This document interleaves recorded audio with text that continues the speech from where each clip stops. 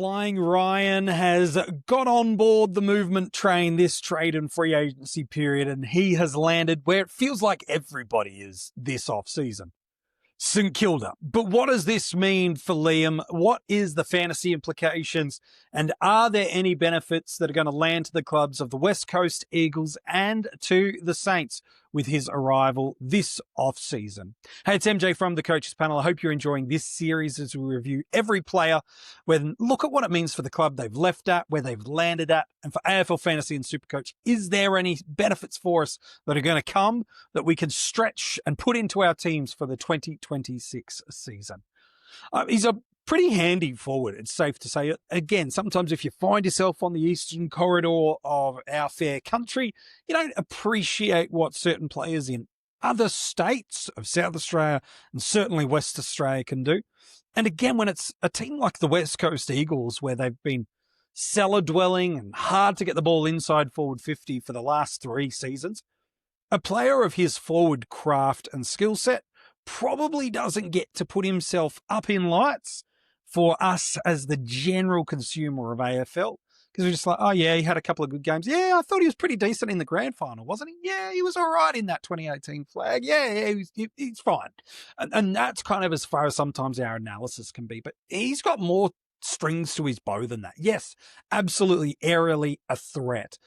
But it's where he gets the ball beneath the knees of himself and other Oppo defenders that he can get to work and get that craft as well. So he's a really unique forward in that regards that, yeah, he's not just going to, when the ball's getting bombed in, he's not just positioning for a front and center, get the ball hit and snap it into a shot on goal. He's just as likely to go flying for it as he is to put himself in a crumbing position, which for opposition defenders, it makes it really hard to know how to play him and where to position, because you can get exposed at either end in the air or on the ground if you don't read the play and make the correct decision.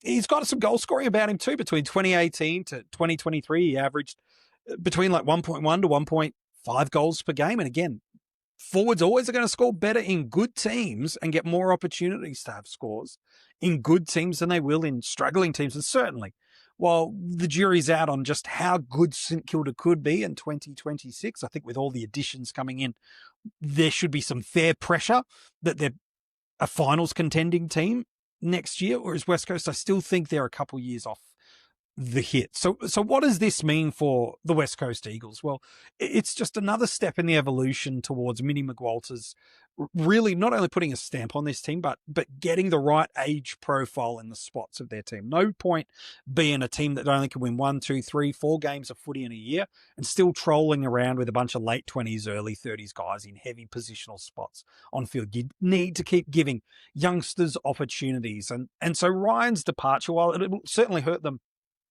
from a scoreboard impact spot, it just creates another list spot for it to be somebody that they believe they've already got in their list. Or in my personal opinion, someone they could target with that pick in the teens. There's some really nice forwards that are available to the West Coast Eagles list team to be able to go target. And again, yes, key position, they're small, there's hybrid medium forwards. Again, all depends what goes in the sort of 10 to 15 picks ahead of them, depending on the amount of academy bids that land through there. But even if that happens, I still like 3, 4, 5 options for them in there. I think that might be the play, and it gives them some variety because it's a Shanahan and Waterman forward line for now. Those are both in different ages of their career, but Waterman's had all Australian quality years. Shanahan's showed plenty last year. So they do need some other dynamics. I know they've got some pieces that are still on the list now that will sit fine alongside them. But if they want someone that could be a magnetic or an X-factor type player or another 30-plus goal scorer in 2 to 3 years' time, I don't know if they've got that on the list that will be there in 2 to 3 years' time. I think they need a little bit more extra support, and the draft will do that for them. And that's, I think, why Ryan out is a great move for them. Get some decent draft capital, get another kid in there, give them 40 games, let them see what they could become, and who knows, you might just jag yourself something different.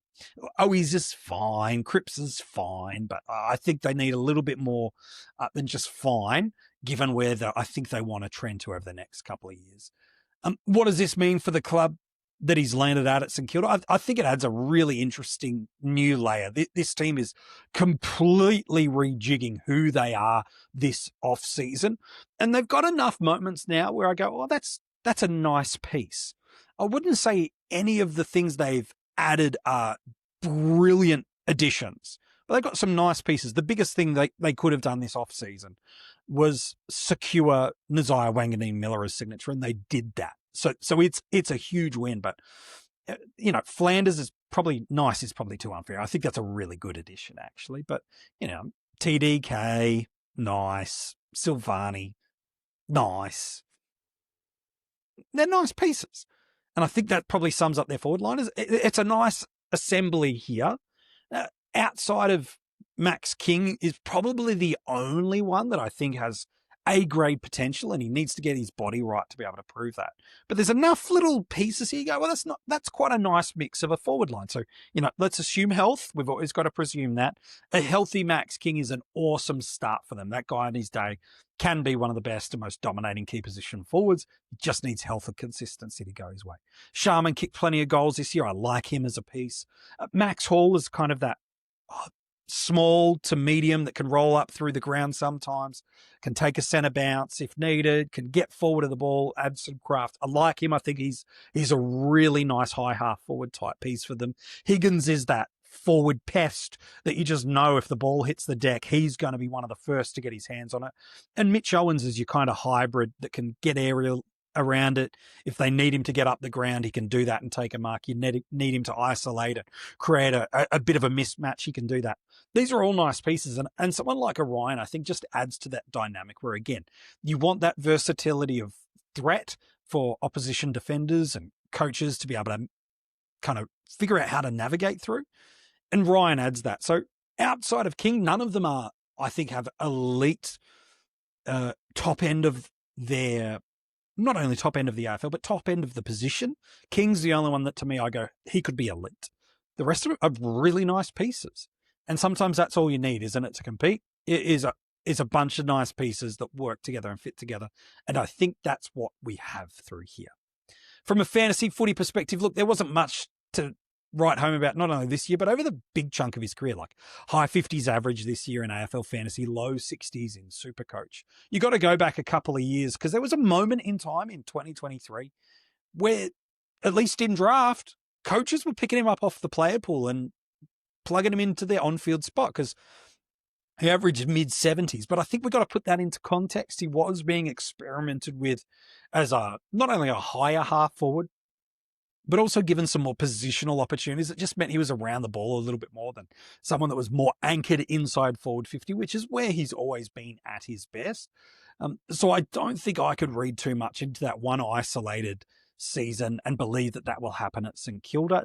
If he is to average that, that means that this rejig of this entire list build has absolutely hit hard. That everybody is absolutely flying, and it's well within the realms of possibility. But I think for him to get that 70 plus average next year is probably more on the unlikely to likely side across the formats. That is, if anywhere it's going to be that he could do that, it's probably most likely to be SuperCoach, given the weighting of scoreboard impacts, contested possession marks, that type of thing. I think that could be the only place. So I think he's okay deep on a draft, depending on the depth of your draft and how many squad spots you've got. But for me, he's just a no in Classic. It's not someone you should be picking. Hey, thanks so much for tuning in. I hope you've enjoyed this episode, and we'll be back again real soon with another player that has moved clubs, and we'll give you our trade and free agency reflection on him.